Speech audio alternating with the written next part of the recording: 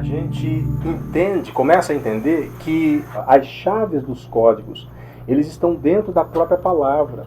E é isso que é maravilhoso dentro da Bíblia, né? Não existe um mistério de fato. Existem ainda coisas que não foram anunciadas ou coisas que não foram reveladas para quem está lendo a palavra de Deus. E agora, nesses últimos tempos, pessoal, o que está acontecendo? Está acontecendo de o Espírito Santo estar mais flexível, aberto, ele está mais responsivo, está dando mais respostas, ele está atendendo mais assim a curiosidade, não só a curiosidade, mas as pessoas que têm buscado o entendimento da parte de Deus têm conhecido, têm entendido as coisas. E eu consigo perceber que que não foi somente eu, ali do ano de 2016 para cá, isso aí já tem então 10 anos, né? Do ano de 2016 para cá, quando eu comecei a orar a Deus e pedir ao Senhor que eu queria conhecer, entender as coisas de Deus, eu já estava há muito tempo lidando com a palavra de Deus. Em 2016 já fazia um tempo que eu era pastor e ensinava a Bíblia na igreja, toda semana, todo domingo, escola dominical. E só que aquilo parecia que girava ou circuncidava em torno de uma coisa só. E não saía daquela circunstância, não saía daquele momento, sabe? Então parece que voltava sempre ali. E eu percebia que tinha coisas que ninguém dava explicação, mas elas tinham que ter explicações, né? E foi nessa busca, a partir daí, muito mais forte em 2018, depois em 2019, foi muito mais forte aí. E vendo algumas pessoas, alguns testemunhos de pessoas, né, eu percebi que mais ou menos nesse período também, tantas outras pessoas tiveram esse mesmo despertar para a palavra de Deus, para coisas em relação à Escritura. A mente foi se abrindo, o pensamento ele foi se deslocando para uma visão maior, né, e muito mais profunda, digamos assim, das coisas do Senhor. E isso foi maravilhoso. Para mim, eu não troco nenhum momento daqueles dentro da minha religiosidade, assim que eu vou falar, tá? Dentro da minha religiosidade, eu não troco nenhum momento eu não troco esse momento por quaisquer um daqueles momentos lá, porque esse momento aqui, mesmo a gente estando assim, pouquíssimas pessoas reunidas, mas eu entendo que a preciosidade, a coisa cara, valorosa, ela é assim. Ela não é algo que se abre para o mundo, não tem como, mas ela se abre para quem busca ao Senhor de verdade, quem busca a Deus de verdade. E vocês, assim, suportaram, digamos assim, esses momentos que eu estou falando com vocês, da palavra de Deus, 1h30, às vezes até passa disso, né? Mas, assim, se isso é algo que enche o coração, a mente de vocês, e vocês conseguem perceber que existe verdade, ou melhor, que isso é a verdade, então significa que aquilo que Deus colocou na minha vida é algo que realmente pode encher e preencher a vida de muitas pessoas e colocar as pessoas diante de Deus de uma forma que não é uma religião, não é um simples dogma, simples rituais, porque eu procuro evitar o máximo dessas coisas para que vocês possam ver como é possível de alcançar Deus, a verdade de Deus, o amor de Deus, com coisas simples, aquilo que Cristo fazia, somente aquilo que Ele fazia, sem criar um monte de historinha para poder chegar num clímax e aí então a gente poder ouvir alguma coisa ali da palavra. Não, negativo. Nada disso. Tudo que Jesus fazia era muito simples, e muito simples mesmo, da forma mais simples que ele poderia fazer, e as pessoas elas saíam saciadas, alimentadas ali. E toda vez que nós entramos na presença de Deus, eu quero isso. Eu quero que nós sejamos saciados, a nossa fome espiritual ela seja abastecida e a gente tenha uma visão inteira, completa das coisas de Deus. Não nada pela metade, nada sem significado, mas tudo com significado, tudo com grandeza, sabe? Porque é isso que é a Bíblia. A Bíblia, para mim, é isso. Ela é grande, é uma palavra linda, é uma palavra expansiva, ela se expande, ela aumenta, ela cresce, e a gente não pode ficar com a mentalidade reduzida, pequena, enquadrado dentro de coisas que não levam a gente a lugar nenhum. É essa que é a questão. De repente, não é isso que vocês esperavam, né, no sentido de nos reunirmos, de compartilharmos alguma coisa. De repente, você esperava alguma outra coisa que você já viu lá, né, no seu passado, outras reuniões, outros encontros. Mas eu até falei na quinta-feira passada, lá na casa da Ana Paula, que existem várias formas de cultuar, várias formas de nós entrarmos em culto na presença de Deus. E uma das formas de nós cultuarmos é essa, onde nós nos assentamos na mesa de Jesus, nos assentamos com Ele e a gente come da mesa dele, a gente participa da mesa dele. Existem outros trabalhos, outros cultos, como um culto de oração, um culto de vigília, um culto de celebração, adoração, onde a gente vai realmente entregar mais louvores, glorificações a Deus. E existe esse culto aqui, um culto que ele é voltado para que nós nos assentemos na mesa e deixemos o nosso, entre aspas, tá? O nosso garçom nos servir. E a gente não faz mais nada senão sentarmos um pouco, dedicarmos um pouco desse tempo da semana e abrirmos a Bíblia. É a única coisa que nós fizemos até esse presente momento. Eu acho que nós começamos em setembro, né, Cleusa? Se eu não me engano, foi setembro lá na tua casa. Não sei se a Ana Paula foi nesse período. Foi também, né, Ana Paula? Mesmo, é tudo junto, então foi setembro. Em setembro que começamos, né? E de verdade mesmo eu espero que isso tenha surtido efeitos positivos na vida de vocês, tá, pessoal? Sobre assunto, sobre tema, tem muitas coisas a se falar, muitas coisas mesmo, de forma que se a gente pegar aqui um texto, um versículo, nós vamos sair para muitos lugares, tá? Para muitas coisas mesmo, tá?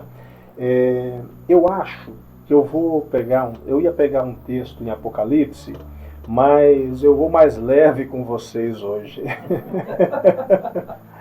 Mas esse mais leve, ele ainda vai ser uma comida pesada aí. Fala aí. Mas não tinha uma mais gostosa? Não tinha uma mais gostosa do que essa, não? A rabada é melhor? Caldo de mocotó é bom? É pesado, né? Eu acho que a feijoada é mais pesada. Não, feijoada, esse aqui não é feijoada ainda, tem que ser um mais leve que feijoada. Então é rabada. Só carne rabada. Tá certo, então serve.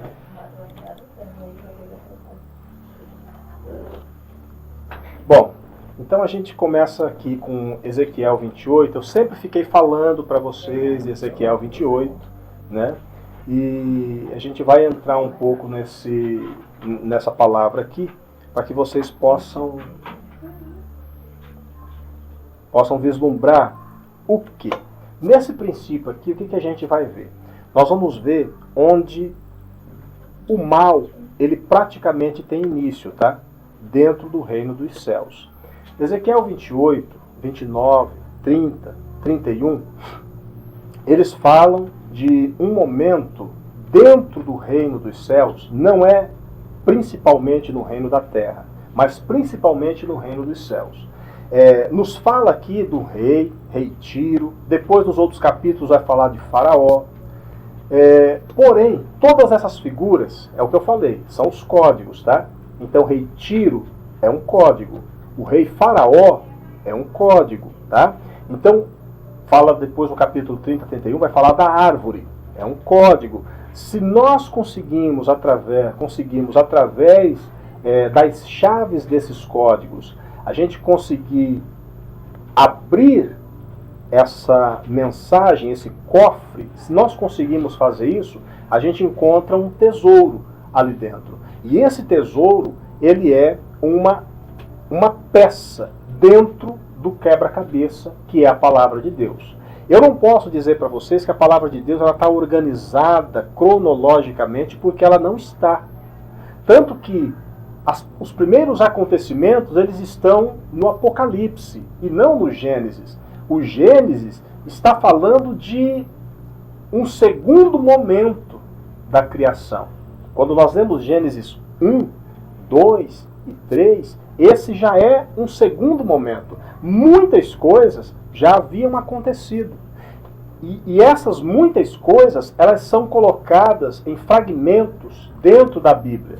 E, inclusive, se nós pegássemos o Apocalipse, nós iríamos encontrar um pouco desses fragmentos lá, em Apocalipse.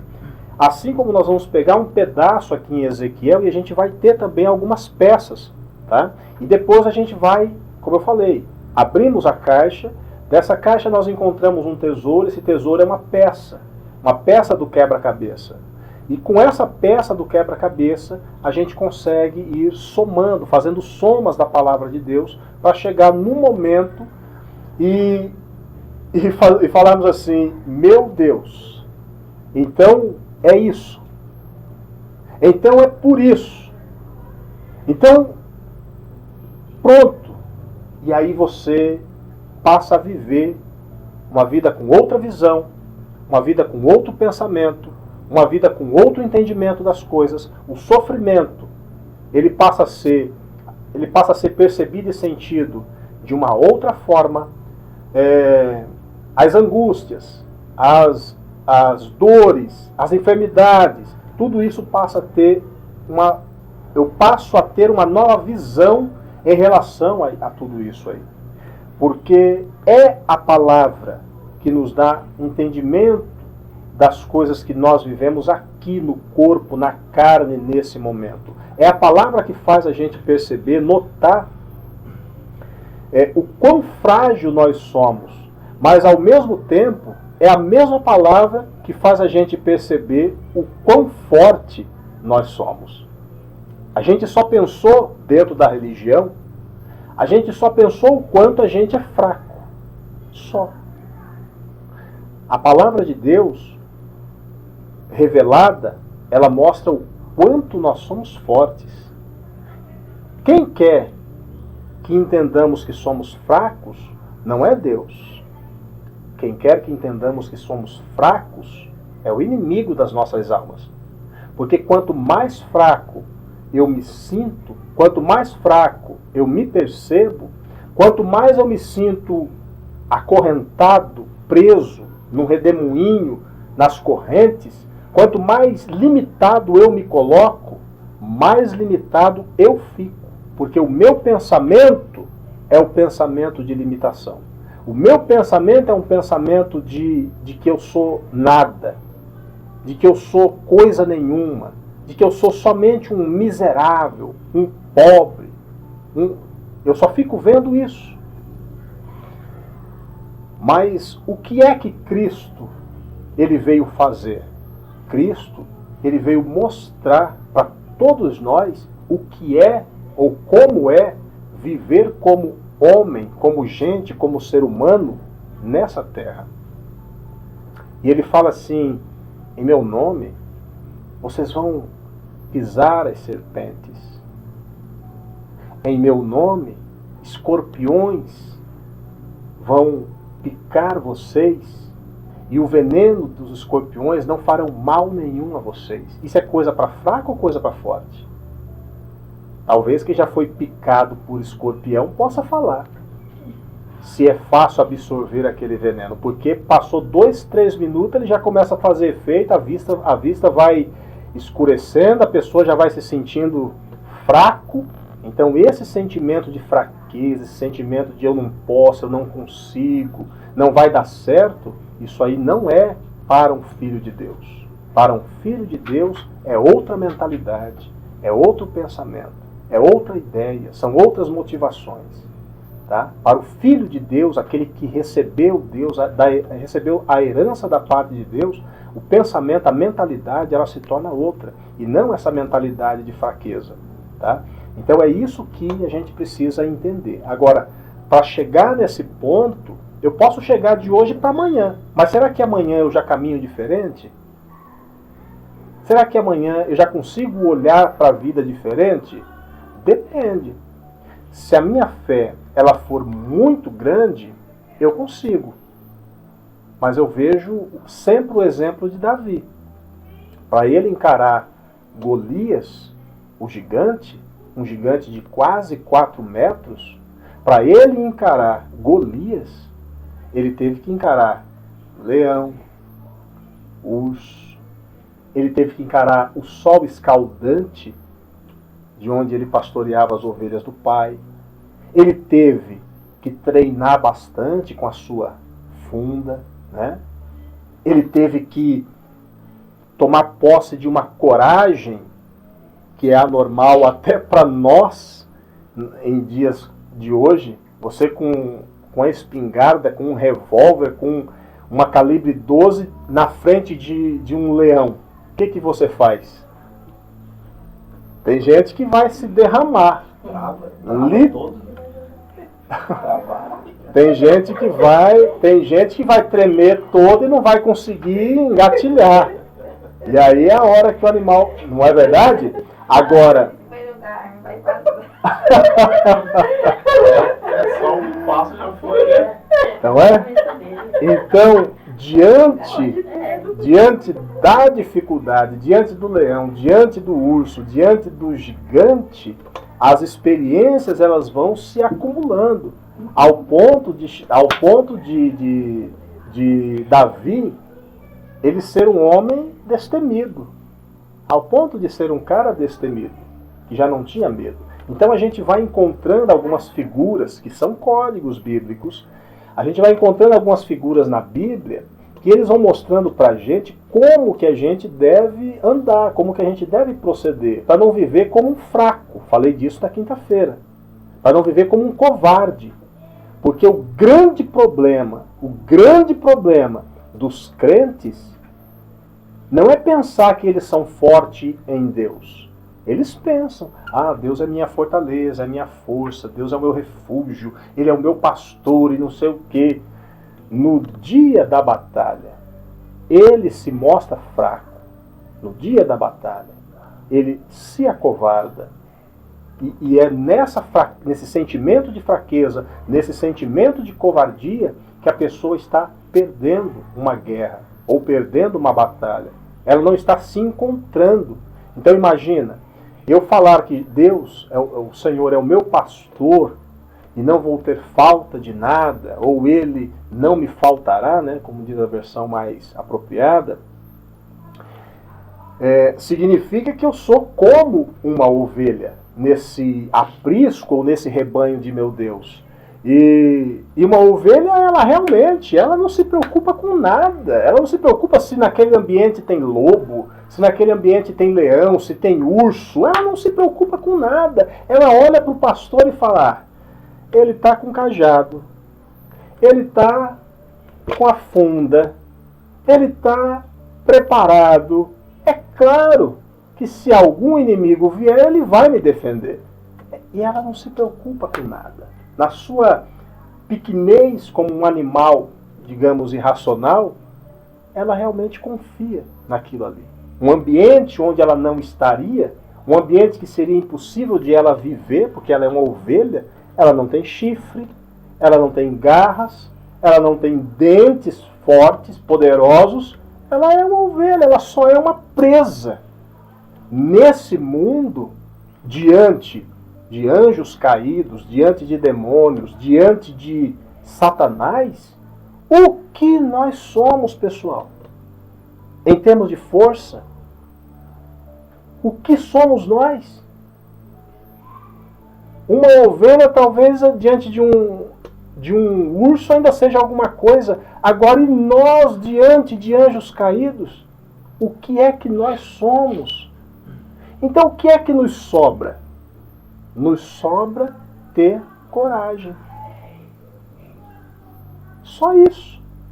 Porque não importa se eu tenho medo e não importa se eu tenho coragem.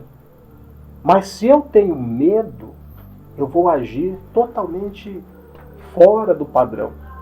Agora, se eu tenho coragem, eu confio, eu fico firme. Até o último instante, eu confio e eu fico firme. Eu sei que meu Redentor vive.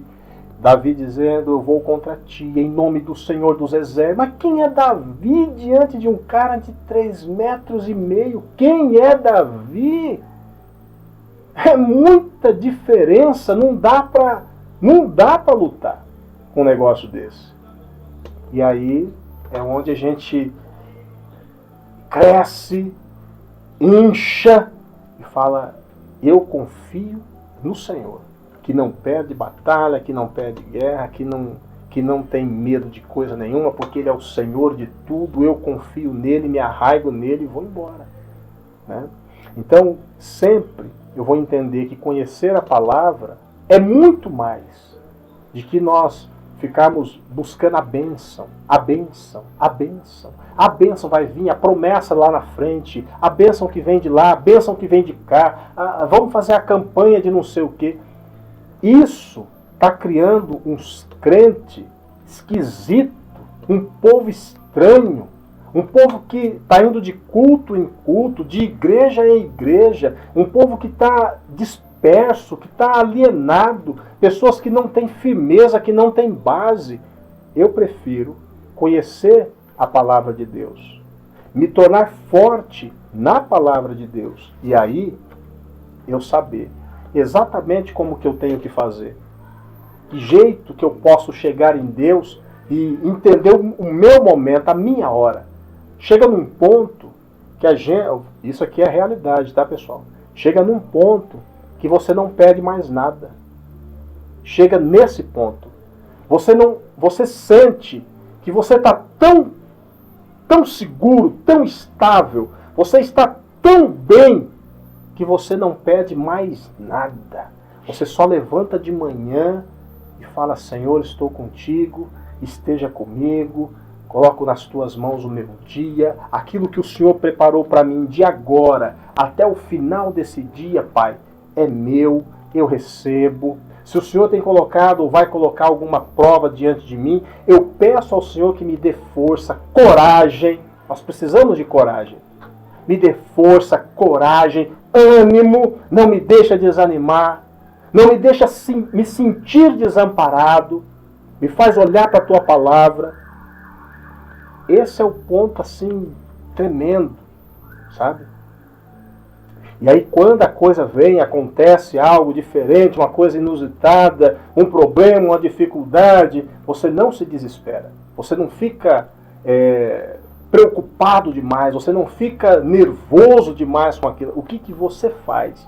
Você simplesmente usa a tua boca para dizer que a vitória é sua, que você está debaixo da bênção, que Deus está à frente, Ele sabia que isso ia acontecer nesse dia. Senhor, eu estou aqui, estou pronto.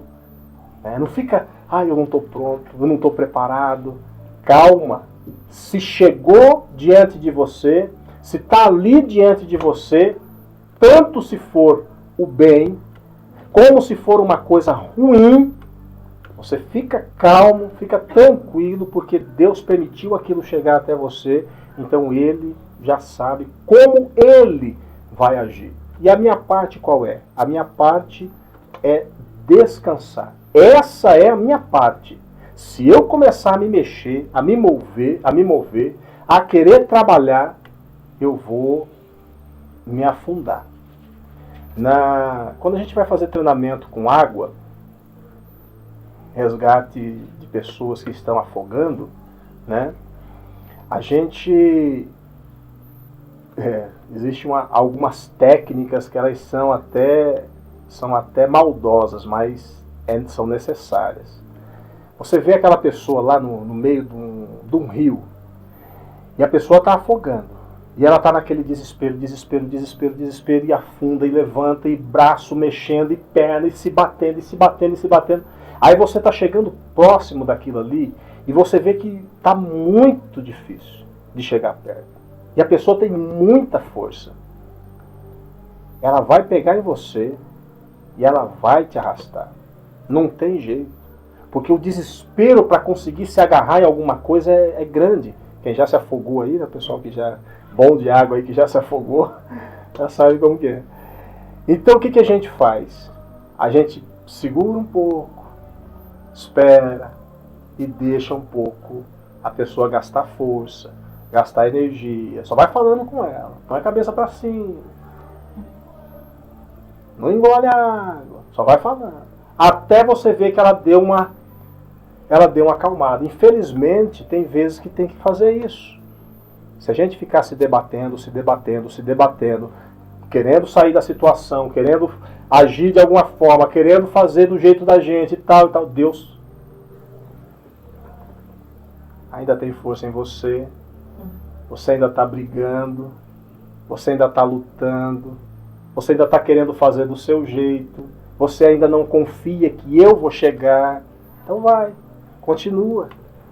E aí a coisa demora, enrola. É por isso que as coisas demoram. Mas não é para demorar tanto, pessoal. Se você espera algo da parte de Deus, não é para demorar tanto. Mas tem gente que está aí 10, 15, 20 anos e não sai daquela situação. Porque está lutando. Está confiando em si. Na hora que entregar a Deus, olha, é rapidinho as coisas acontecem. Eu nem sei por que eu estou falando isso, mas já estou falando, tá bom? Então vamos lá, a gente vai começar a ler, vamos tranquilamente, sem nos precipitar aqui, tá? Eu vou lendo junto com vocês, dá para acompanhar aqui, eu peguei uma versão aqui comum. Tá? Se precisar de hebraico, se precisar de algum entendimento melhor no texto ou na palavra, a gente vai procurar aqui. Tá? Então vamos entender dentro do padrãozinho do texto aqui só. Veio a mim a palavra do Senhor dizendo: Filho do homem, dize ao príncipe de Tiro, assim diz o Senhor Deus, porquanto teu coração se elevou e disseste: Eu sou Deus. Sobre a cadeira de Deus me assento no meio dos mares, e não passas de homem, e não és Deus, ainda que estimas o teu coração como se fora o coração de Deus. Eis que tu és mais sábio que Daniel, e não há segredo algum que se possa esconder de ti. Eu quero que vocês percebam esse personagem, Tiro. Ele não é o rei Tiro lá das beiradas do mar no Oriente Médio, perto de Israel. Esse rei Tiro, eu já quero levar vocês para dentro daquilo que é o entendimento mais elevado desse texto aqui. Esse príncipe de Tiro, ele é o próprio Lúcifer. Tá? Então já levando direto vocês para a compreensão do texto no nível mais elevado dele. O príncipe de Tiro, do qual o texto fala aqui, é esse anjo, que não é simplesmente um anjo, mas ele é um príncipe. Ele é tratado como príncipe por quê? Porque dentre os filhos de Deus, ele é um dos grandes, ou um dos principais. É isso que é a palavra príncipe. Ele é um dos principais dentro do reino dos céus. E dentro do reino dos céus, o coração desse príncipe, ele se elevou. Ou seja, ele criou dentro de si um orgulho muito grande, e esse pensamento dele levou ele até a dizer: eu sou Deus. Ele mentiu quando ele disse sou Deus? Não. Ele não mentiu, porque de fato, Lúcifer, ele é um Deus. Ele pode ser adorado? Ou melhor, ele é adorado? Para os que o adoram, ele é um Deus invencível, um Deus poderoso. Ele é, né? E sob a cadeira de Deus me assento no meio dos mares. Então, o interesse dele agora, já nesse ponto, é realmente assumir o trono de Deus. Eu quero que vocês olhem agora para dentro do reino dos céus, um reino puro, santo, limpo, maravilhoso, todo mundo em harmonia, todo mundo trabalhando em conjunto para que o reino de Deus ele seja sempre glorioso, sempre forte. E aqui a gente pega um ser que ele permite que no seu coração surja uma ideia, um pensamento maligno, que é o pensamento de assumir a cadeira, o trono, a posição, o monte, o lugar mais elevado de Deus. Deus, o Pai. É ali que ele quer se assentar. É ali que ele quer estar. Ele quer ser venerado, adorado, honrado. Ele quer ter o poder de Deus. No pensamento de Satanás, que aqui ainda ele não é Satanás, aqui nesse ponto, ele ainda tinha chance de voltar atrás.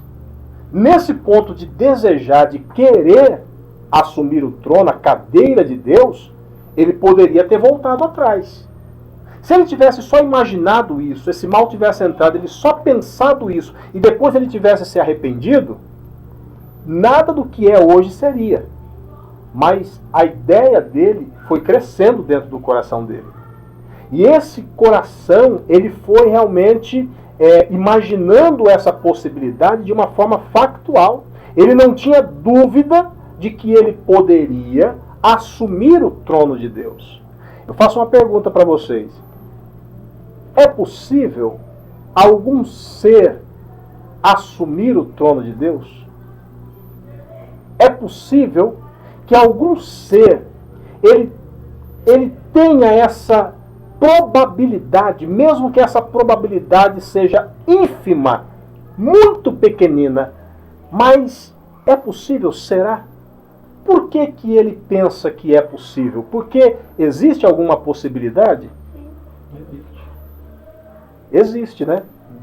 Existe.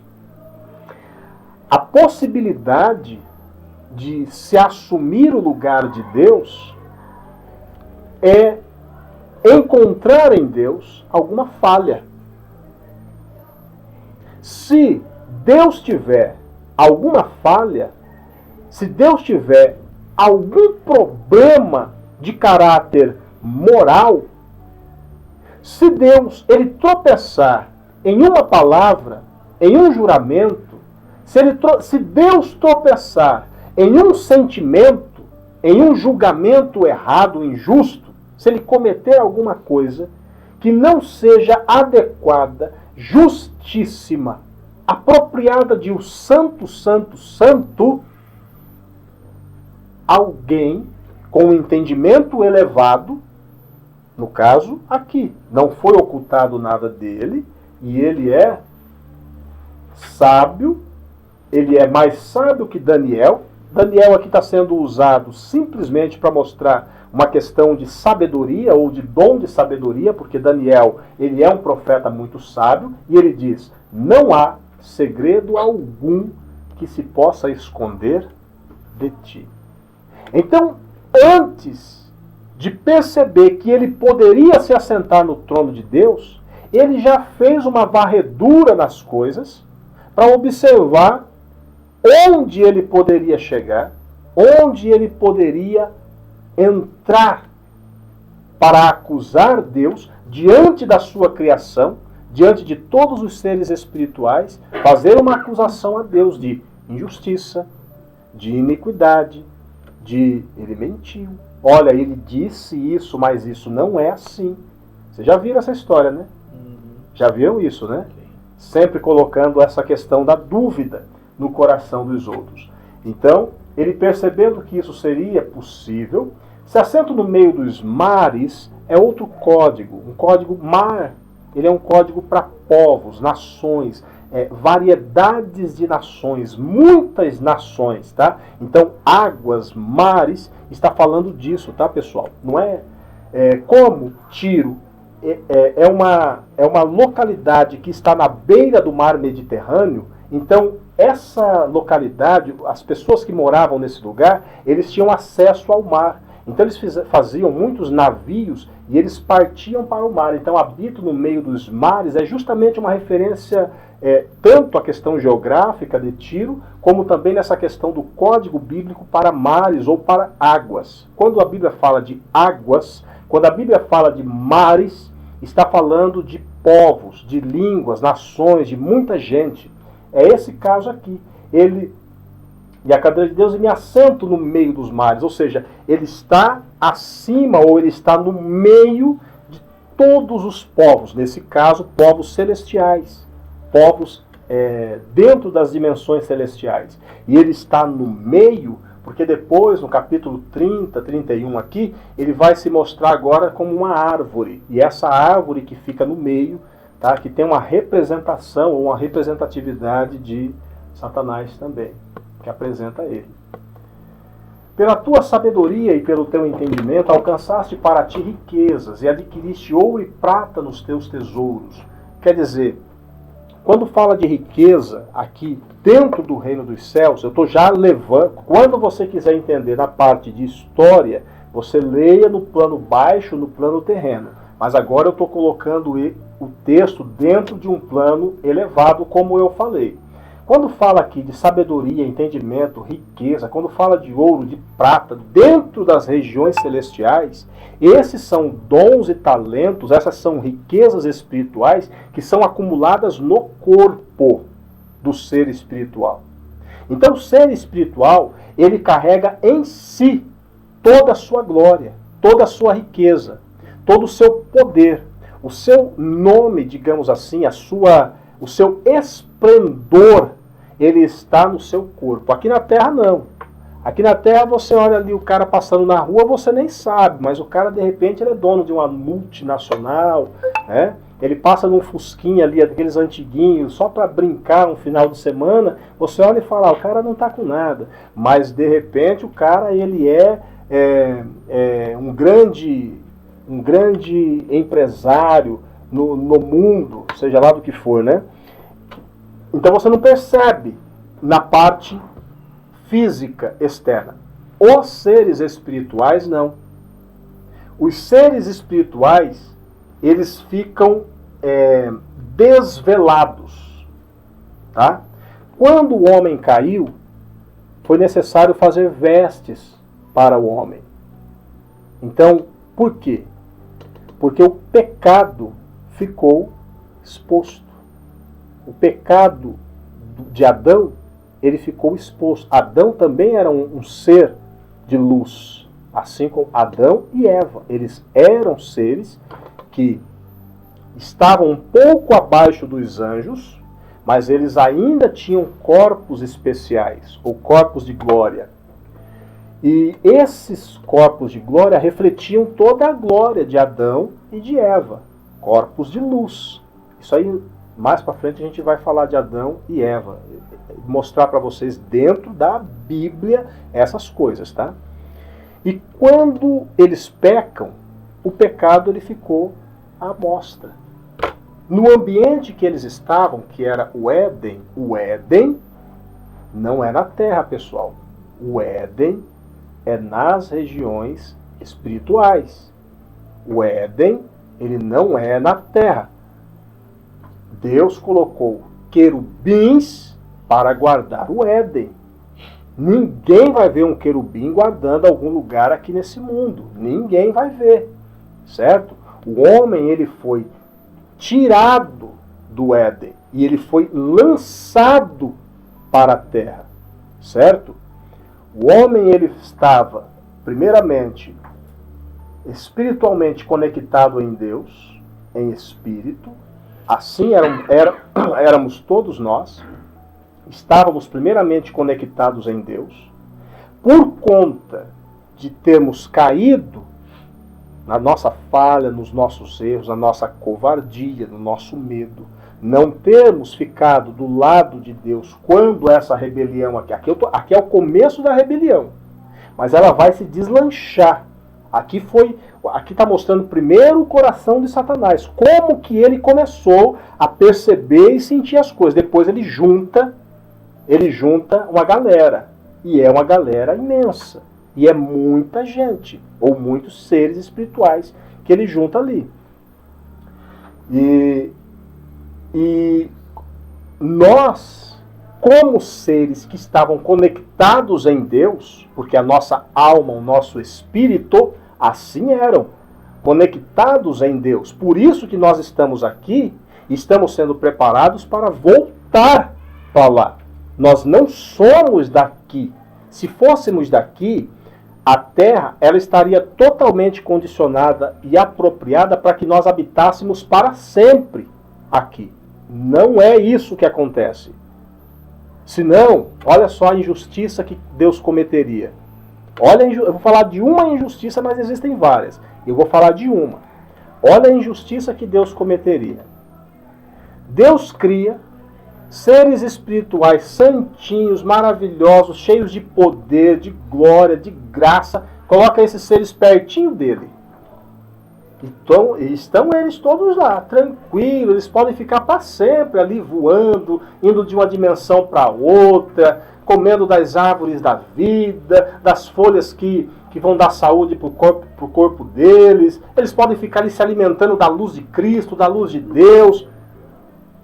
Aí pega uns pobres miseráveis e joga eles no pó, na terra, e fala: se vocês quiserem vir para cá, vocês que ralem aí embaixo, vocês que sofram aí embaixo, se vocês quiserem vir para cá, eu, com a minha mente fraca, chamaria Deus de injusto. Eu chamaria Deus de injusto. Puxa, colocou Miguel, Gabriel lá em cima, pertinho dele,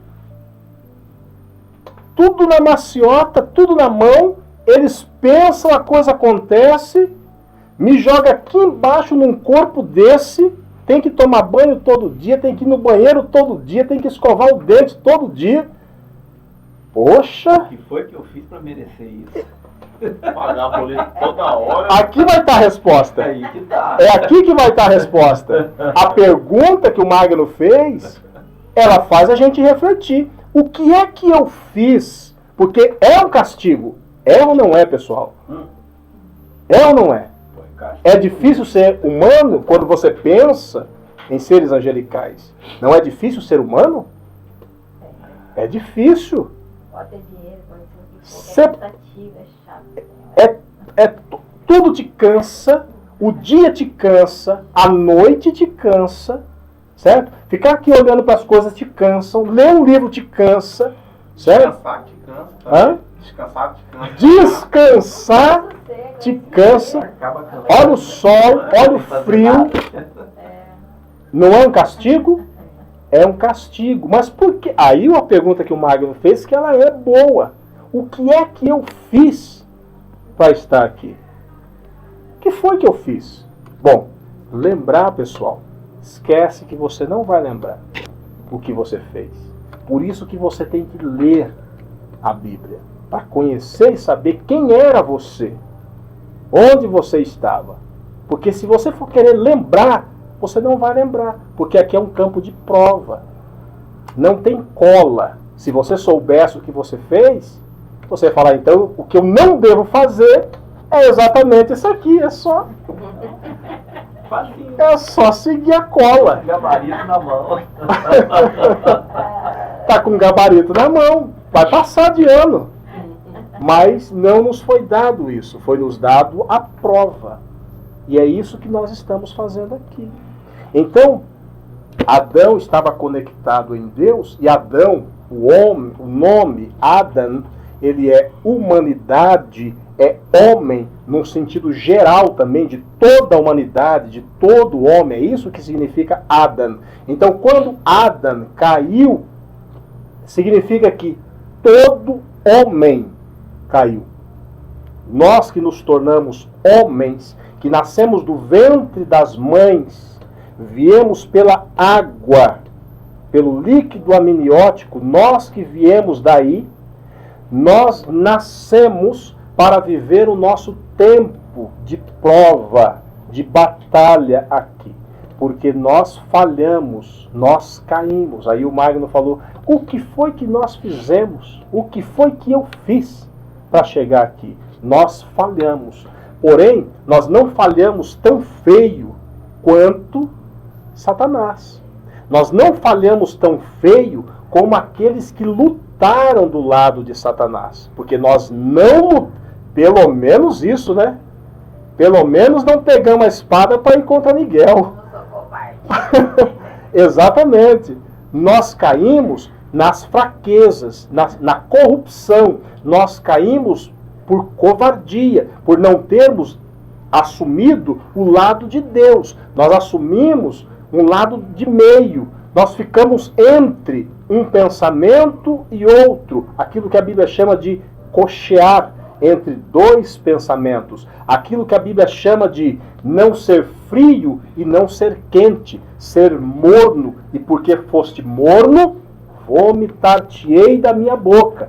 Fomos vomitados da boca de Deus. Porque fomos mornos.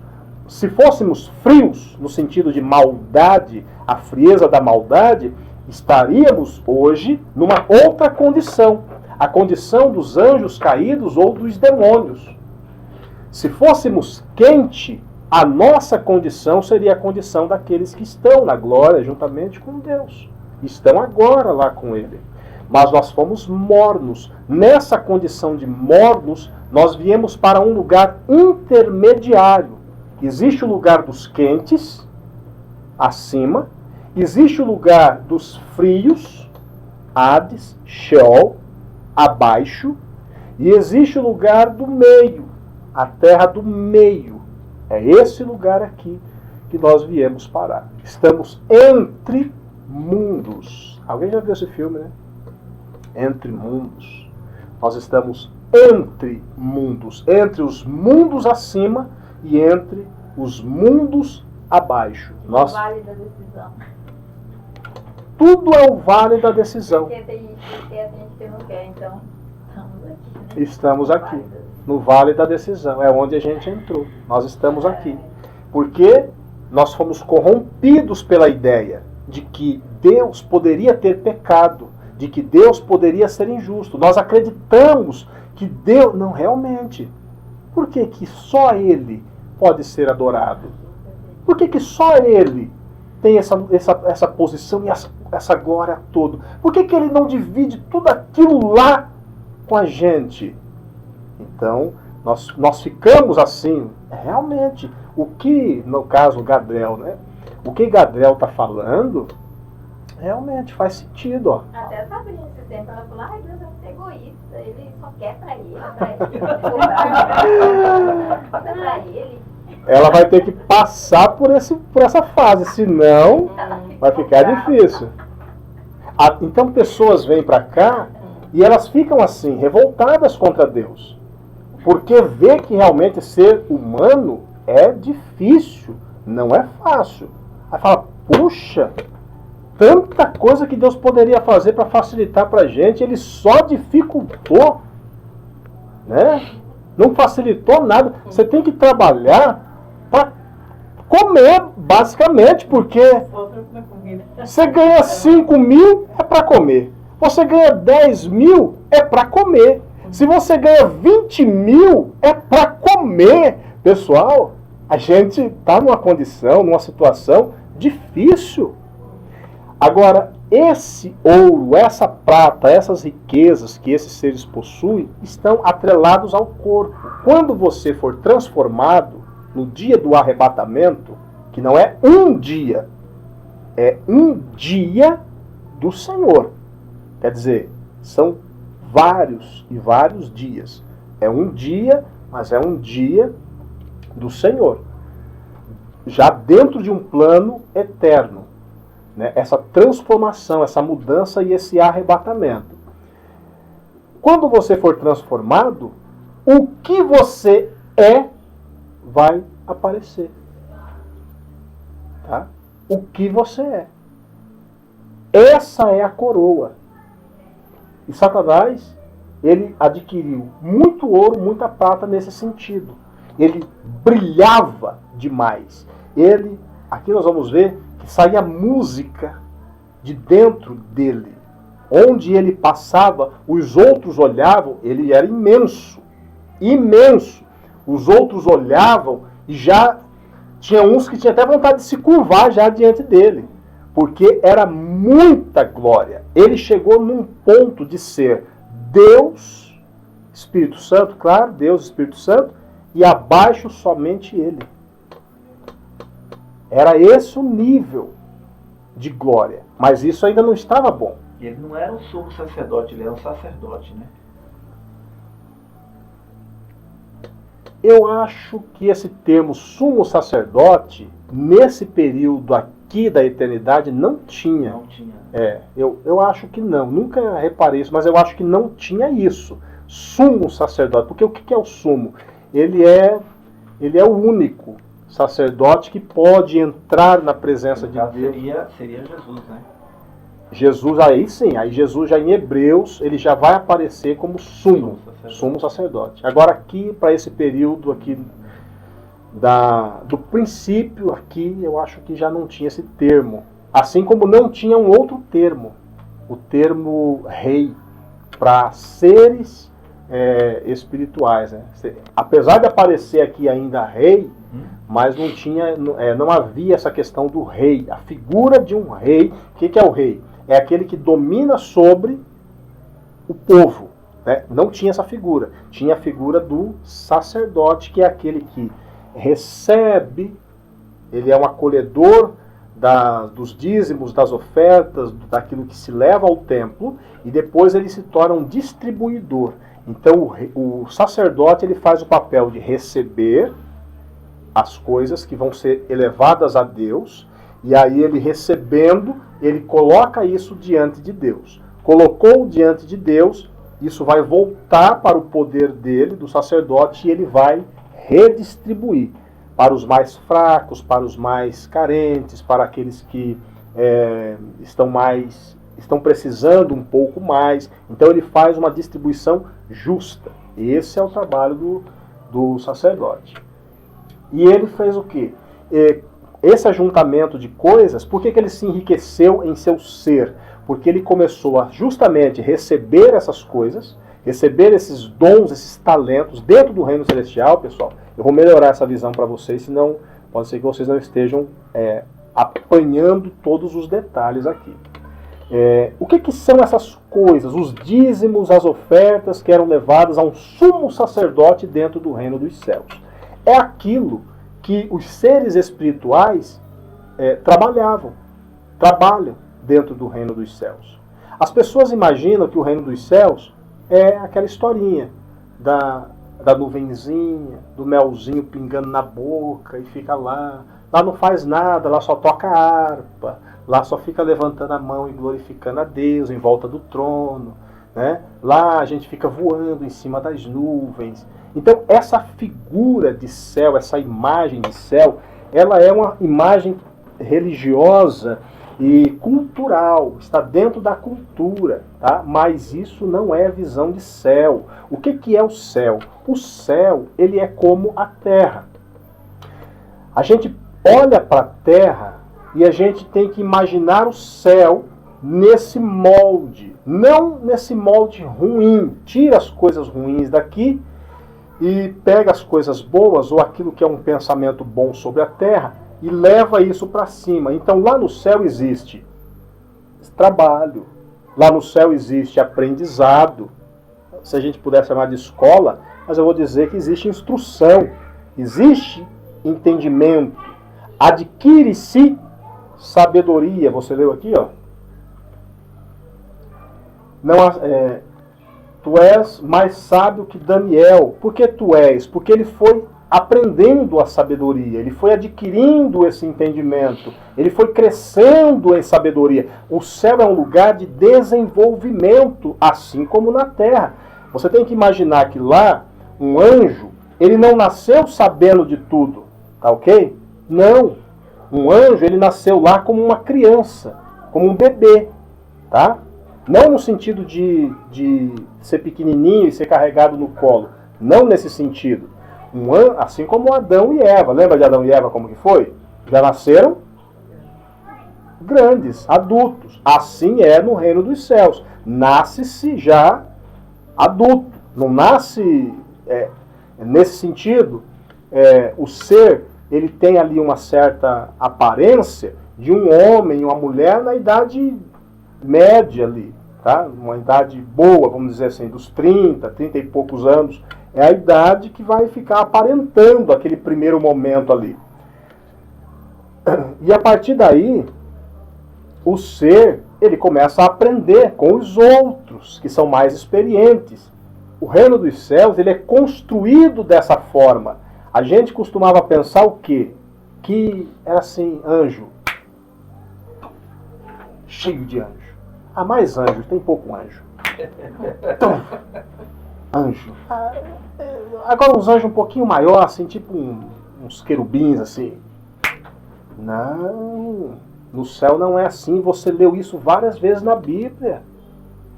Várias vezes. Ali é recompensa. São créditos. Trabalhou bem, ganha mais. Todas as parábolas de Jesus são assim. Quando fala de receber dinheiro, receber talento. Trabalhou bem, te coloco no mais um pouco. Trabalhou no pouco, te coloco no mais outro pouco. Trabalhou bem aqui, agora você vem para cá. E assim vai galgando, chegando como Gadriel fez. Ele foi galgando. Ele não chegou primeiro. Ele não era um príncipe. Ele veio pequeno. É um dos primeiros seres nascidos, sim. Ele é um dos primeiros. Tá? Ele é um dos principais. Só que ele teve que ir adquirindo experiência. Meritocracia. Meritocracia. Nos céus é galardão, dom, talento, é por meritocracia. É poder, domínio. Por quê? Porque tem que saber lidar com aquilo ali. Tá? Não vai dar uma coisa para uma criança com a qual ela não sabe lidar, não é verdade? Ela tem que saber lidar. Então, dentro do reino dos céus existe essa lógica. Tá? Existe esse momento de aprendizado, de crescimento, de desenvolvimento. Então não pense vocês também que a gente vai chegar lá e vai sentar do lado direito de Jesus. Sabe? Não, eu vou sentar já no colo. Espera, você vai. Mas você vai ter que fazer alguma coisa para isso. Você vai ter que suar de alguma forma. Porque é isso que motiva um ser a continuar a vivendo. É saber que existe sempre um algo a mais. Já pensou se você chega lá e acabou? Acabou. A eternidade é isso aqui, ó. Acabou. Não tem mais o que fazer. Não tem que construir nada. Então, o que esses seres traziam para o sacerdote, nesse caso, que se assentava no meio dos mares, no meio dos povos, né? Esse meio, tá, pessoal? Não veja ele somente como um centro, veja esse meio também como um monte, tá? Como algo que tem que chegar por baixo e depois tem que subir ali. É isso que é o meio, tá? O meio, ele é algo que está mais no alto, ele está mais acima. Tá? Então, se assentava no meio, então todos os povos, todos os seres sabiam da existência dele, o conheciam, tinham noção de quem ele era. É isso que é o meio. Tá?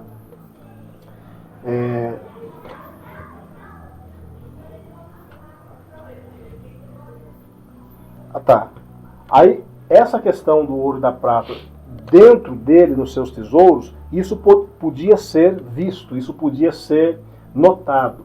Pela extensão da sua sabedoria, no teu comércio aumentasse as tuas riquezas e elevasse o seu coração por causa das tuas riquezas. Então, esse negócio aqui de comércio,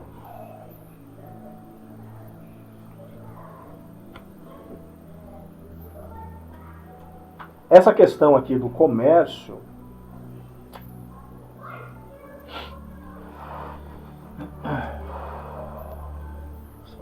tá. Pela extensão da tua sabedoria, no teu comércio aumentasse as tuas riquezas. É negociar. Vocês que trabalham com comércio, é isso. É negociar.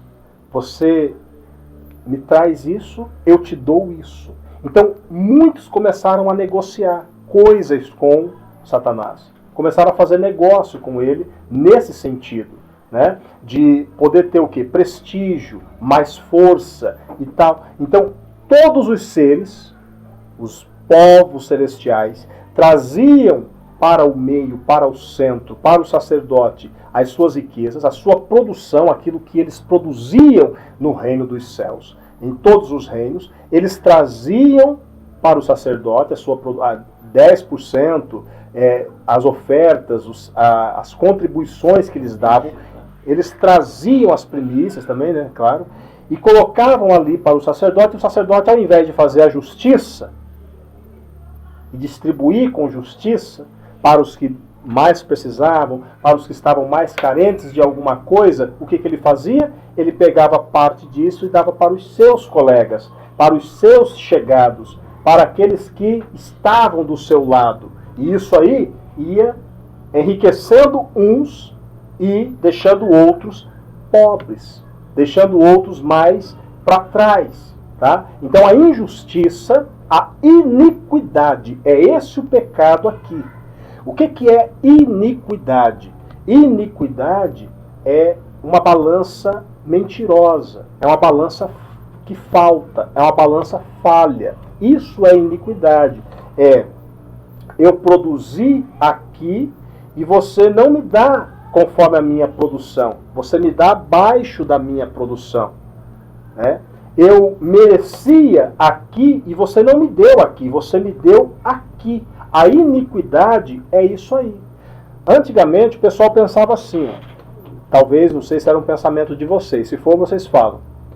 Que lá no céu, a justiça, ela funcionava do mesmo jeito para todo mundo. Quer dizer, se Deus deu 10 para um, vai dar 10 para o outro, 10 para o outro, 10 para o outro, 10 para o outro, 10 para o outro. E isso seria justiça. Não é assim, pessoal. Se esse aqui merece 10, ganha 10.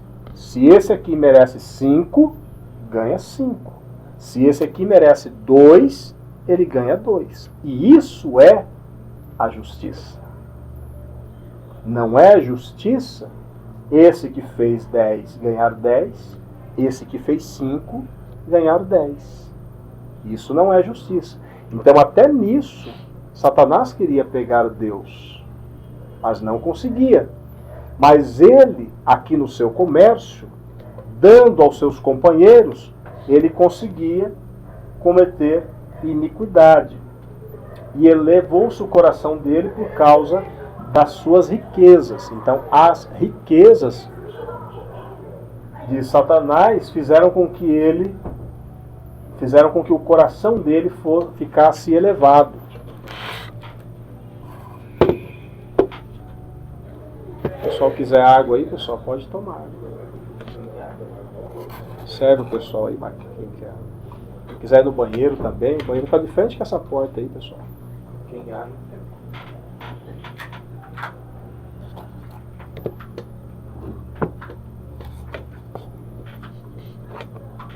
Vamos para o outro. Portanto, assim diz o Senhor Deus, porquanto estimas o teu coração como se fora coração de Deus.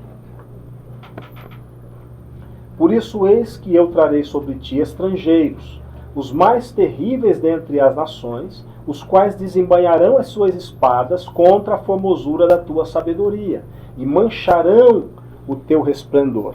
Então aqui Deus está falando, olha, eu vou trazer sobre vocês povos de fora. Ou seja, seres espirituais, seres angelicais, anjos poderosos de outras nações, de outros lugares, de outras dimensões, né?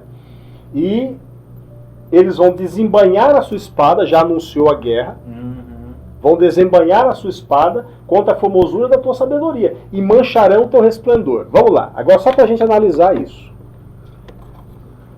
Até aqui, se Satanás se arrependesse, haveria perdão para ele, pessoal? O que vocês acham? Olhando para o texto daqui para cima, até aqui. Analise que isso aqui é um aviso. Sim. Não é um aviso? Ainda não aconteceu, né? Ainda não aconteceu. Eu acho que ele teria sim. Poderia se arrepender. Não é essa a impressão que dá?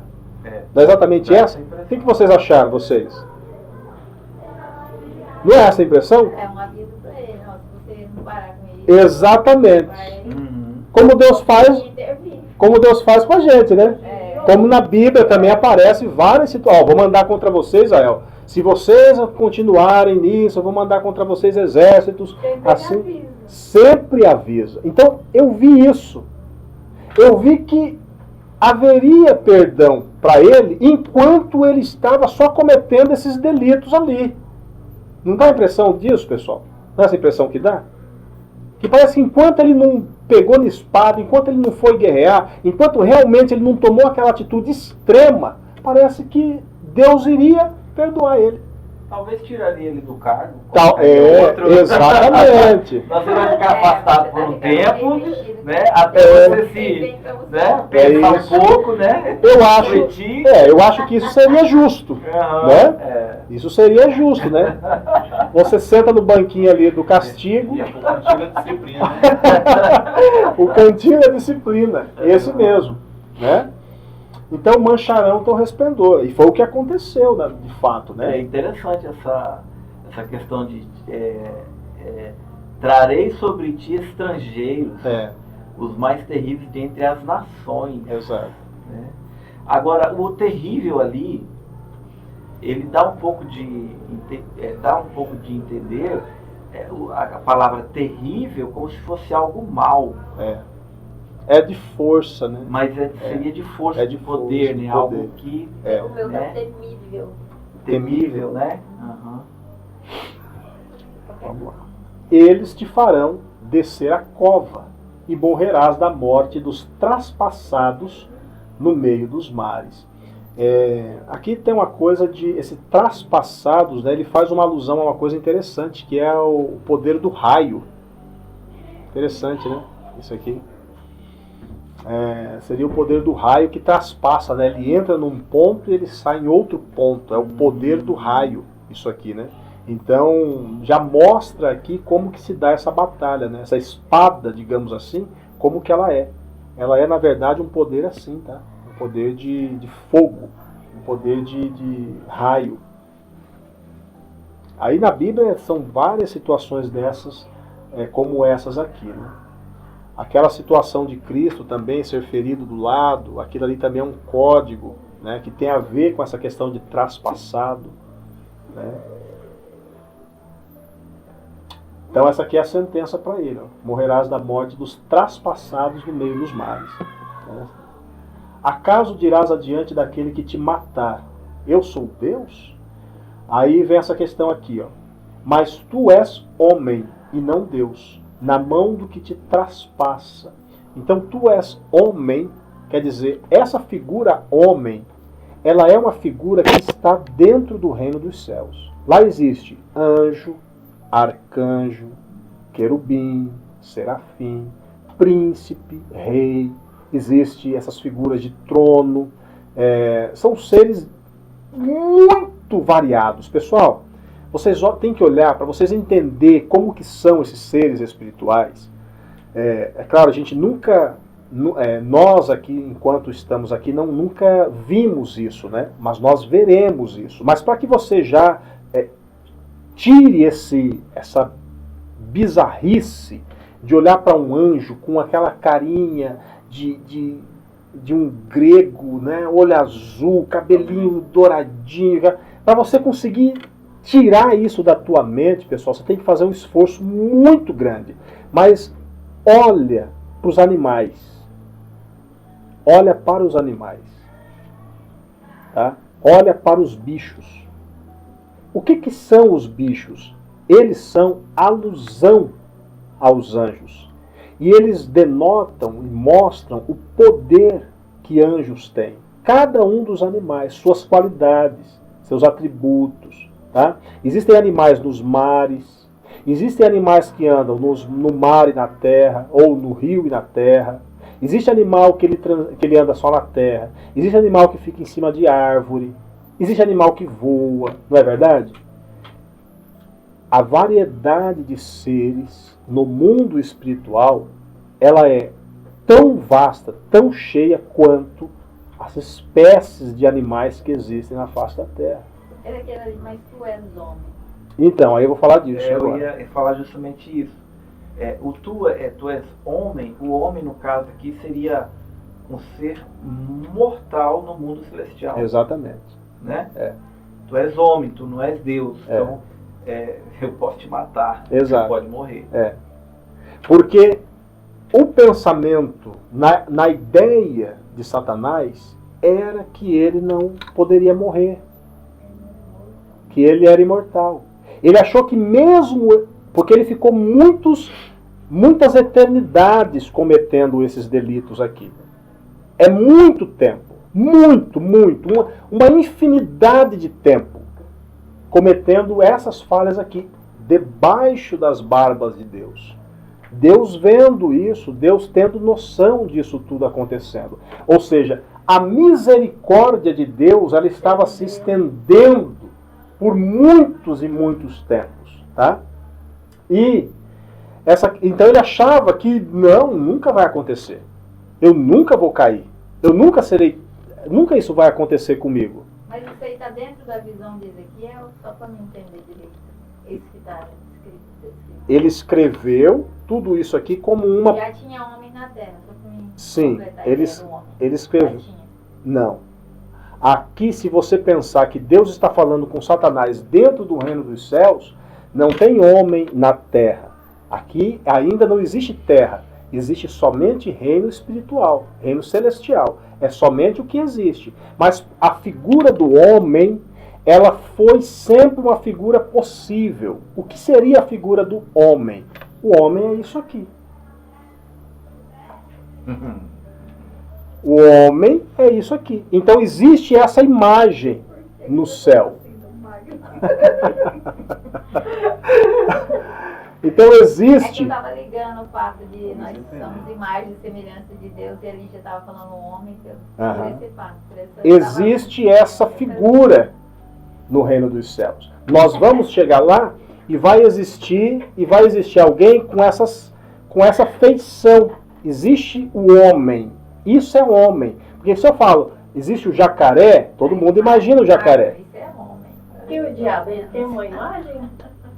No caso de seres espirituais muito elevados, eles podem se transfigurar, eles podem assumir várias imagens. Mas no caso por exemplo, quando vai falar de um serafim, você vai ter que ver o serafim na visão bíblica. Ele tem 6 asas, ele é um ser de luz, ele é um rosto iluminado, ele já é diferente.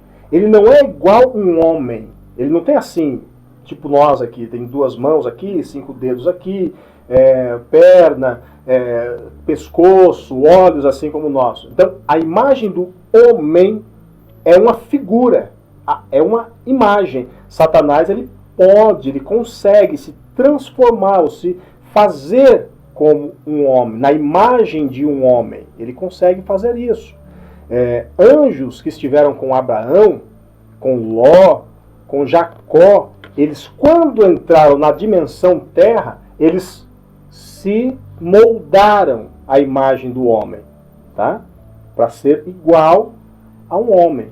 Então eles se fizeram assim. Mas aí eu vou falar para vocês como que eles Não veja isso da forma que eu estou falando literalmente. Não é literal, não é literal. Tudo é uma representação. Então nós vamos chegar lá e vamos encontrar seres que não têm somente a imagem de homem, como nós estamos aqui acostumados a ver gente que tem imagem de homem. O homem é humanidade, né? Humanidade. Então vai ter o jacaré, tartaruga, vai ter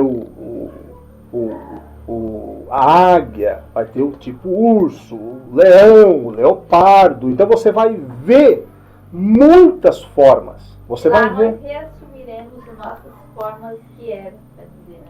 Talvez, alguns menos até do que eram, porque podem chegar lá no. Pode chegar lá no. Você falou tartaruga, tipo tartaruga ninja, É. e Mestre Splinter.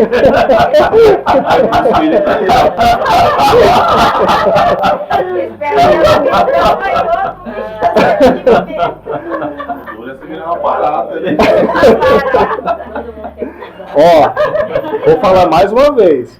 Não encare o que eu estou falando literalmente. Então você vai ver a figura e você vai falar a imagem, você vai falar, lembra tal coisa. Lembra tal coisa. Tanto que nas representações egípcias, sumérias, babilônicas, eles vão representar os deuses, né, que eles veneram, eles vão apresentar com várias feições, com cabeça de jacaré, corpo de gente, com corpo de boi, e metade para cima homem, imagem de homem. Tipo um minotauro, Tipo né? um minotauro. Eles vão representar, fazer várias representações. Por quê? Porque ali naquele tempo, dos sumérios, dos babilônicos, dos hititas, eles estão muito perto do Gênesis. Então, aqueles seres espirituais caídos, para esses que mexiam com a feitiçaria, com a bruxaria, eles se manifestavam. E aí eles se manifestavam, às vezes, na mesma forma que eles eram. Entendeu? Por isso que a Bíblia diz que Satanás ele pode se transfigurar em um anjo de luz. Tá? Mas nós nem sabemos qual é a forma dele. Ah, ele tem chifre, tem rabo. Tem Porque aqui na Terra a gente vê... Mas, mas como que a Bíblia vai apresentar ele? Como serpente, como dragão, não é isso? Como escorpião. Assim que a Bíblia apresenta ele. Então, essas são as formas que ele tem. Só que a serpente, por exemplo, é uma forma comum no reino dos céus. Mas ela é comum para as hierarquias altas, hierarquias grandes. Né? Jesus, inclusive, ele tem o poder, digamos assim, ou a capacidade da transfiguração da serpente. Isso aí é ele que fala, né? Assim como a serpente de bronze foi levantada no deserto, não é isso que ele diz? Assim vocês verão também o Filho do Homem ser levantado, no caso na cruz. Então ele usa a figura da serpente, que foi uma representação lá no deserto, para curar as pessoas que estavam sendo picadas por serpentes. Foi uma praga que Deus mandou para o povo de Israel por causa de murmuração. E as serpentes saíram e começaram a atacar o povo. E aí Moisés no desespero, Arão no desespero, aí Deus falou, faça uma serpente de bronze e levanta ela. Quem olhar para ela será salvo. Olha só. Estava falando de Satanás ou de Jesus? De Jesus. Então ele tem também esse poder da serpente. Tá? Por quê? Porque a serpente ela está ligada com hierarquia, que no caso é o serafim. E Cristo, Cristo é o maior de tudo, então ele pode descer, assim como ele desceu até a imagem do homem, por exemplo. Então, os seres espirituais não têm uma forma fixa, não tem, porque é espiritual, é volátil. O espiritual ele não tem não é engessado, não é um gesso, não é um corpo de carne aqui engessado. Só que você não pode se representar numa hierarquia maior. Hierarquia maior você não pode. Você só pode se representar em hierarquias menores. Tá? Hierarquias maiores você não consegue. O teu poder não te dará essa capacidade. E entenda uma coisa. Cada movimento no corpo é gasto de energia. É gasto de poder. Tá? Por isso que muitos seres espirituais malignos, quando eles vão se apresentar em reuniões de feitiçaria, eles são chamados para se apresentar, aquele período ali que eles ficam ali é pouquinho tempo. É 30 segundos, 40 segundos, se manifestam rapidinho e já vai embora. Por quê? Porque ali está consumindo energia dele. Quanto mais ele se apresenta, quanto mais ele se molda a alguma coisa, mais energia consome. E lá no reino das trevas, no mundo deles, é regradinho. Ali não tá sentando na mesa e comendo à vontade, não. Eles se alimentam do pó da terra. O que é isso? Eles se alimentam daquilo que o ser humano entrega para eles. Por isso existem sacrifícios de sangue, sacrifícios de animais, por isso existem obras de macumbaria, obras de feitiçaria, porque essas coisas são levadas a esses espíritos, para eles poderem absorver a energia daquele produto ali, daquilo que está sendo oferecido, onde o maior poder está no sangue. A maior oferta é o sangue. Sangue de inocentes, sangue de filhos de abortados, fetos abortados. Por isso existem esses rituais macabros de crianças sendo sacrificadas, crianças sendo tiradas às vezes da rua, dos pais e sendo levadas para exteriores para serem sacrificadas em vários lugares. Rituais de tortura, porque o medo, o desespero também é algo do qual esses espíritos eles se alimentam. Então eles se alimentam do pó da terra. Foi o que Deus falou para a serpente. Você vai se alimentar, você comerá do pó da terra. O pó da terra, quem foi tirado do pó da terra foi o ser humano. É aquilo que o ser humano entrega para os espíritos, é o que eles se alimentam. Né? Mas isso pode ser tanto voluntário como involuntário. Então por isso que muitas vezes eles ficam em volta, absorvendo a energia da raiva, da angústia, da tristeza, das palavras negativas, do medo. Medo é algo que cria para eles um manjar. O medo para eles é um manjar, pessoal. Assim como o pavor no momento da morte. Então, criar aquele pavor antes da morte é algo que cria também, que faz com que somos totalmente assim, faz com que saia do corpo um tipo de elixir, tipo de alimento, energia negativa, ruim, da qual eles vêm, e como eles são espirituais, eles se aproximam e absorvem aquilo ali.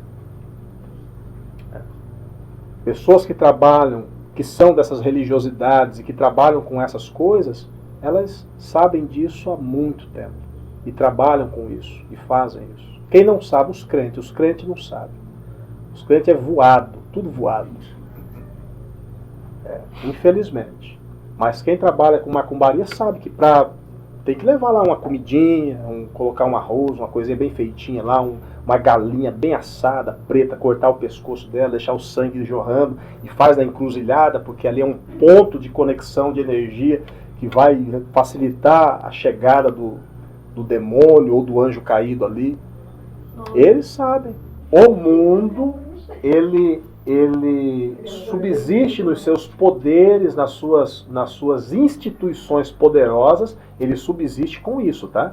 Por quê? Porque Satanás, que é o príncipe deste século, ele exige os sacrifícios, ele exige as adorações, ele exige os rituais, tá? Então, você vai se deparar com vários órgãos, instituições aí, eu vou citar aqui maçonaria, vou citar Rotary Club, outras organizações que são mais aprofundadas nisso aí, como por exemplo, vamos falar por exemplo dos reis, das rainhas do mundo, que ainda detém esse título, detém essa categoria, né, de rei, de rainha. Esse povo que está acima, tá? Eles sim são os que se envolvem com as altas hierarquias espirituais também, tá? eles trazem essas coisas também. Vocês vão ver aí na televisão vários, entre aspas, escândalos, né? De pessoas, levava para a ilha e chegava lá, fazia sacrifício na ilha, todos os artistas iam para lá, os presidentes estavam lá também, e não sei o que. As elites, grandes elites, altas elites, são envolvidas com esse tipo de trabalho. Por quê? Porque é exigência, porque eles se alimentam disso aí. E se eles não fizerem, eles pagam o preço, e pagam caro. Então eles têm que fazer. Às vezes, para eles, é melhor ou menos pior eles serem presos e até serem mortos do que serem castigados por esses seres malignos. Tá? As Gertrude lá, eles vinham lá e davam uma surra. Davam um cacete nela. Aí o Zé saía de lá. Essa é uma vizinha de chácara, feiticeira. Porque ela apanhava, né? Ah, Gertrude, né? É, verdade. Ela apanhava a mão assim, falava, não me bate. Era só os gritos e o pau comia. Um dia nós fomos lá, né? Um dia que ela estava lá, não conseguia levantar, né?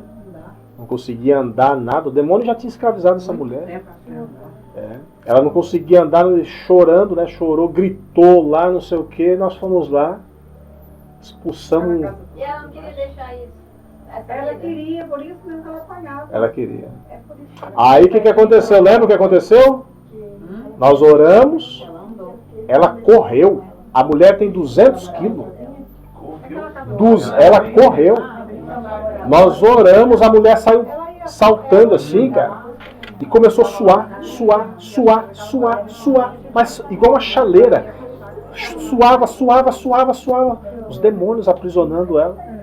Colocaram ela em cima de uma cama que ela não andava, de jeito nenhum. Ela andava presa. Essa aí foi feia. Tem que não apagou tudo. Ô, pessoal. Mas aí na hora que vocês estavam orando, ela falava alguma coisa? Ela pediu pra gente Ela- orar, né? Ela pediu. Ela pediu pra orar por E ela ela, era né? gorda? Muito. Ele não, Muito. tanto por causa da gordura, porque ele não deixava ela andar, né? Ela mesma queria. Mas os demônios aprisionaram ela, né? Ela não andava, ela não se movia, ela ficou deitada. Porque não era aleijada, né? É. Aí ela saiu correndo, ela foi na casa assim, ó, ela foi numa porta lá no fundo, aí voltou para Bacarino correndo, uma mulher. Uma coisa. Ai, graças a Deus e não sei o que e tal. Desse jeito. Bom, pessoal, alguma pergunta? Vou parando aqui. Em relação E aí- ao incircunciso ali, o que ele quer dizer no mundo espiritual? Da morte dos incircuncisos. O circo. Porque tem a questão de circuncidar, né? Ali está se referindo ao quê? Não, é porque todo ser, toda a criação de Deus, todo ser criado por Deus, ele é circuncidado. Sim. No sentido espiritual. O que é o circuncidado? Ele está marcado, é uma marca, uma marca divina sobre ele. Então o incircunciso é quem não tem Não tem a marca. essa marca. Então é um código também, tá? Circuncidado tem a marca dessa marca de Deus, e o incircunciso ele não tem essa marca, tá? Isso foi deixado como símbolo na lei de Moisés para os judeus, para eles serem circuncidados. Aí depois Paulo ele vem e fala, não é para circuncidar mais. Aí ele vem e fala, ó, a circuncisão é no coração. Então é uma marca no coração. Está marcado no coração. Quando fala-se estrangeiros, no caso aqui, por mão de estrangeiros, né? Que Deus enviaria estrangeiros. A gente entende que seriam seres de outros reinos, De outros né? lugares. É isso que eu falo para vocês. A gente pensou em céu assim. Vamos chegar no céu. Só no céu. Aí pronto, aí tem um céu. Tá lá todo mundo. Tá Deus, Espírito Santo, tá o Filho, tá todo mundo ali. Num lugar só, né? É, aquele lugar. Não é. E a Não é. direita completa, né? Porque eu falei. Não é. Então existem dimensões celestiais. E a Bíblia só fala disso. Céus. Inclusive, a palavra no original, ela é plural. Ela é chamaim. Chamaim, esse im é plural. São céus. Tá? Então não é um céu, são vários céus. Ah, quantos são? Aí quantos são? Aí você já vai ter que ver o que os judeus falam, o que as mitologias falam. E a Bíblia fala até o terceiro, não é? Até o terceiro. Mas você percebe que existe um outro céu. Por exemplo, quando João ele vê a cidade de a Nova Jerusalém descendo na terra, ela está descendo de algum lugar. E aquela terra na qual ela está descendo já é um céu. Que no caso o terceiro céu. Que é o que Paulo mostra, o que João vê. E é o que onde Adão estava, terceiro céu. Então é o Éden. Esse lugar, o Éden, ele é o terceiro céu que Paulo fala, e ele é onde desce a Nova Jerusalém que João vê. A Nova Jerusalém desce. Se ela está descendo, ela está vindo de um outro lugar. Tá? Então a gente já percebe que existe algumas camadas de dimensões, alguns lugares acima. Né? Os judeus, eles vão falar em 10 céus. Os judeus, eles falarão de 10 céus. Tá? Nas mitologias, combina também com os judeus. Na mitologia nórdica, por exemplo, fala de 10 céus, além das camadas inferiores, né? Que são Hades ou Sheóis, vários. Né? Na mitologia babilônica também vai mostrar outras dimensões celestiais. Né? Então eles têm um entendimento, esses povos antigos, eu vou muito nos povos antigos porque eles estavam muito perto dos acontecimentos ali, daquele início. Né? Então eles sempre vão mostrando isso, essas camadas celestiais. Né? Eu fico mostrando para cima, mas não significa nem isso. Né? Só significa que existem vários, é como aqui na Terra. Nós estamos aqui em uma dimensão. Aqui é uma dimensão. Mas aqui mesmo existem outras dimensões. Certo? Que nós não observamos, que nós não enxergamos. Por quê? Porque nós estamos dentro da vibração da matéria. A nossa carne, ela está aqui. Né? Nós sentimos isso.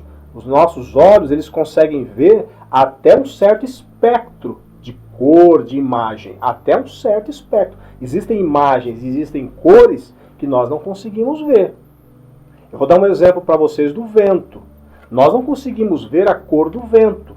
Nós não conseguimos ver a imagem do vento. Né? Se não tiver uma poeira mexida nele, a gente não consegue ver. Mas isso não significa que o vento não tenha uma cor. Tá? Só estou dando um exemplo para vocês. Não significa que em alguma dimensão esse vento ele não tenha uma cor. Não significa isso. Só que os nossos olhos, por terem uma medida de alcance de cores e de visão, a gente não consegue ver. Né? A distância que nós conseguimos enxergar, por exemplo, ela é bem limitada. Se você tiver num dia muito bom, tudo aberto, limpinho, sem muito embaçamento ali para frente, é no máximo 5 quilômetros. Mas é retinho, no máximo. Você ainda consegue ver 5 quilômetros. Dali para frente não consegue ver mais. Tanto para cima, como na horizontal. Não tem como ver mais. Porque é o que o olho humano alcança. Uma águia, por exemplo, já é muito superior a nós nisso aí. Então tá, olha pessoal, vamos permanecer firmes nisso aí. Tem muitas coisas para que conheçamos, né? Isso aqui é basicamente uma introdução desse princípio das coisas aqui, tá? Vocês podem convidar outras pessoas para que estejam também participando. Não tem problema nenhum. Não coube aqui, tem a área ali fora, a gente vai lá para fora. Eu coloquei aqui porque acomoda, né? Poucas pessoas, fica acomodado. Mas a gente vai ali para fora, coloca as cadeiras lá, leva o instrumento para lá. Né? Aqui, na verdade, nessa área já teve aqui mais de 30 pessoas, né? Mais de 30 pessoas aí, tá? Só que assim, como eu já falei para vocês, né? Pessoas que eram mais curiosas e não sei o que, aí eu fui abrindo mão disso aí, né? Porque são pessoas que não têm uma sequência de estudo e não conseguem entender as coisas. E é mais para curiar mesmo, ficar curioso, né, a respeito das coisas. Aí eu cancelei isso aí, parei com isso realmente e firmei com os irmãos que buscavam realmente conhecer as coisas de Deus e ter um relacionamento com Deus, né? Porque essas pessoas que não querem nada, só tem curiosidade das coisas, esses aí, misericórdia. Infelizmente, eu penso assim, continua lá na sua religião, fica lá na sua igreja, não que tenha problema da pessoa estar numa igreja lá e vir aqui, não tem problema nenhum isso aí. Só que você tem que se abrir para conhecer as coisas que são realmente bíblicas, né? Não adianta a pessoa não tá realmente afinada com isso aqui. Se não tiver afinado com isso aqui, vai se perder. Vai só, meu Deus, falou uma loucura ali. Você pode até assim achar que é loucura e tudo. Agora, qual é o meu desafio para vocês? Meu desafio é ler a Bíblia. Leia e veja.